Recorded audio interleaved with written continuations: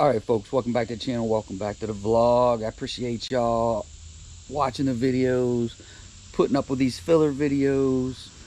This really isn't a filler video because I get this question a lot.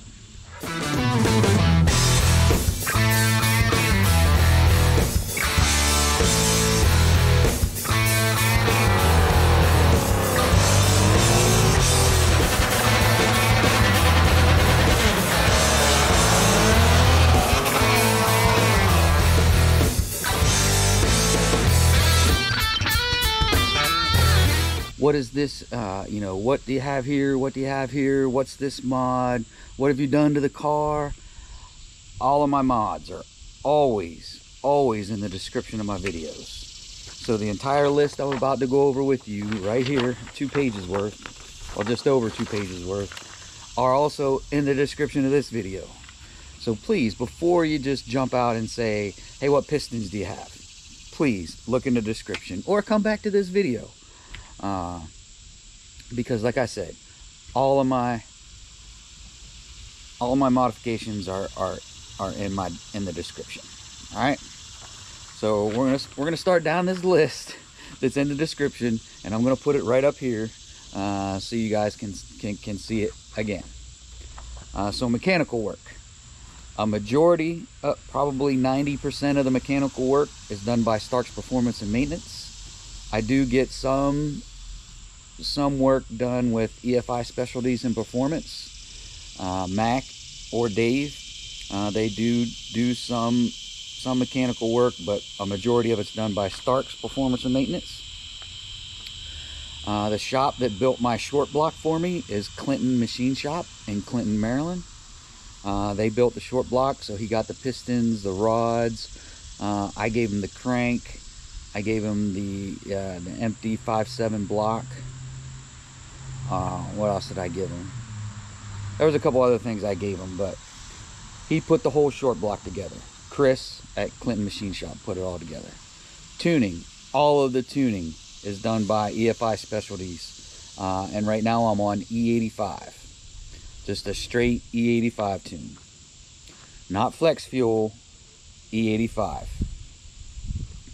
So the engine is a 5.7 bored 20 over, which makes it a 348, 349 cc, but it's still within the 5.7 mantra. Okay. So I have HHP BES stage 3 heads, CNC ported heads. You can go to their website and check them out. They're great heads. They're awesome. I got Mahle forged 5.7 Hemi Dome Powerpak pistons. The part number is right beside it in the description. I may even put it up here. I may just shorten that to Mahle pistons and put the part number right there. Eagle 4340 H-beam forged rods with ARP hardware. So I got Eagle rods, Mahle pistons. I got a 6.1 forged crank from a 6.1. MMX Custom Grind cam with PSI 1515 springs. I'm going to add the specifics of the cam. I got to go back and remember. I think it's, I'm not even going to say. I'll put them up in here with the cam. So MMX Custom Grind cam. Stock 92 millimeter Hellcat throttle body. I'm not going back to another 105. I don't think it's going to make any difference. So I'm going to stick with the 92 millimeter Hellcat stock throttle body. And we ran 2 10-0s with that throttle body. So there's your proof. D1X ProCharger with a 3.6 pulley. I do have a 3.2 pulley I'm just hanging on to. We're not going to put that pulley on yet. I want to see how far I can go with minimal changes from the last setup. So I still have the 3.6 pulley, 18% ATI Lower Damper, Holley Hi-Ram with a tick intercooler, tick air-to-air water intercooler. I do still have the Nitrous Express Dry kit. Haven't hooked it up yet, but we'll see if we need it to to get into those mid 9, say 9.5s. That's where I'd like to see the car in good weather, 9.5 with this setup. That's kind of my goal. But the nitrous kit is there. We'll add it later. Non-MDS lifters, aka Hellcat Lifters, everyone calls them. BMR solid motor mounts, and NGK Iridium Spark Plugs, and they're gapped to 0.020. And the reason why they're gapped so close is because we're pushing so much boost. You need to try and retard spark blowout. So that's why they're gapped so close. Exhaust, Kooks Long Tube headers with green high flow cats on the mid pipes. They're 1 7/8. Borla ATAK catback exhaust with their tips, and that's 2 3/4 inch all the way back. Full fueling, Fore dual pump level 4 full return setup, and that's soon to be a triple pump over the winter. So I'm going to save up a little bit. I'm going to move from a dual pump to a triple pump just to make sure pumps aren't my problem. Fuel injectors. Right now, I'm still on the 1050s, but come the 13th of September, we'll be on the 1650s. So it does say 1650s in there now, but I haven't been on those. I've been on the 1050s. If you want to know why, go back and check out the other videos. Transmission, I'm on a stock Hellcat Red Eye HP90.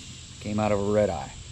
I have a Paramount 4000 stall torque converter and an SFI rated flex plate, and that's just for safety. Drivetrain, DSS 4-inch aluminum one-piece drive shaft. Stock Hellcat Red Eye axles, 309 limited slip.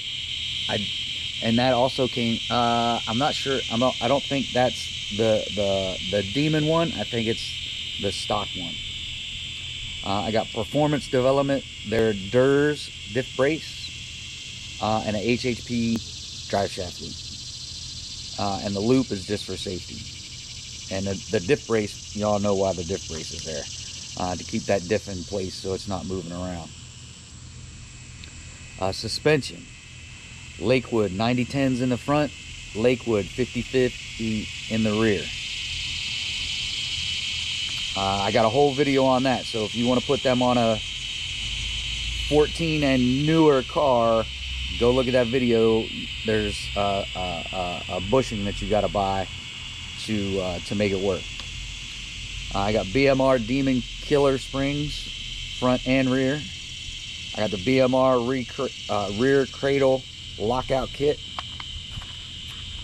I got total, other than the lockout kit and the springs, AAD rear suspension. So upper, lower control arms and trailing arms are all AAD. Basically, I parted into their anti-wheel hop kit.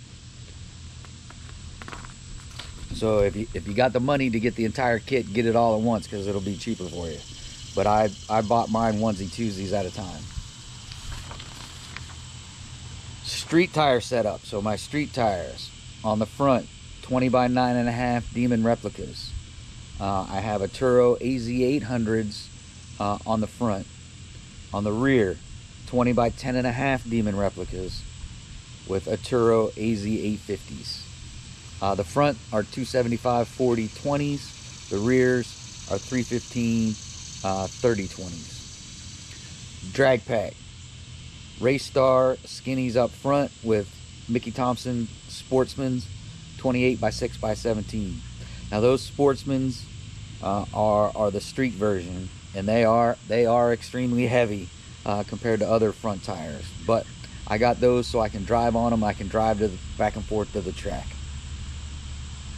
On the rear, 17-inch Race Star bead locks in the rear with Mickey Thompson ET Street R's 305/45/17s. Now that may change as well. I'm still debating whether I'm going to go possibly taller Hoosiers, which I don't think I'm going to do, because I am now hooking much better than I was before, and I may just stick with ET Street R's because I'm hooking, and I'm one, if it's working, don't fix it. So there's a rundown of my entire build. So if you have any questions on the build, now go ahead and ask them. But if you're asking for a part or something like that, please look in the description of every video. It's in every video. And I just decided to make this video to, one, it's a filler video for me, and two, I get so many questions on, you know, what's in the build. Now we got a video of the entire build. But again, I appreciate everyone watching these videos, taking the time out of their day, you know, watching those ads. I know it's painful. I appreciate it. Shake and Bake appreciates it, because you guys know the deal. Everything I make from YouTube goes right back into Shake and Bake. But that's going to do it for this one. If you're stopping in for the first time, please go back, check out some of the other videos. If you like what's going on with the channel, do me a favor. Like, subscribe, smash the bell, shoot me a comment, share it on your social media. I'll definitely appreciate it. Shake and Bake will definitely appreciate it, because again, every red penny from YouTube goes right back into Shake and Bake. That's it for this one, folks. Till next time, adios.